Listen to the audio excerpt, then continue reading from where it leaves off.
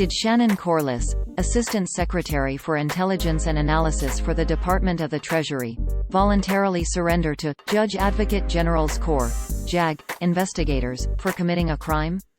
No, that's not true. A Pentagon duty officer told Lead Stories that this claim is false. Real Raw News, the website from which this claim originated, is known for publishing fabricated content.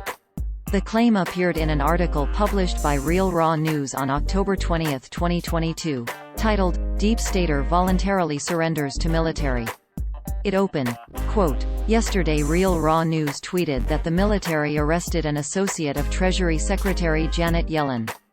Alas, we got the premise twisted.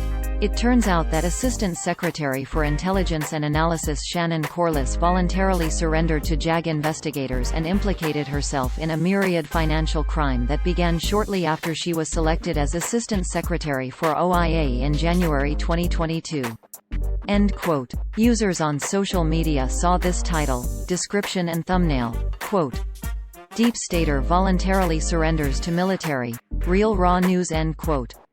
In an October 21, 2022, email to Lead Stories, a Pentagon duty officer said that this claim is fake, quote, "That story is untrue," end quote. Lead Stories has reached out to the Department of the Treasury and will update this story if a response is received.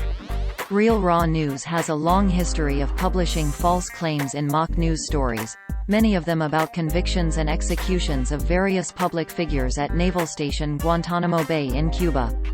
For example, the site reported former Secretary of State Hillary Clinton was hanged. She wasn't. Former White House Chief of Staff John Podesta was executed.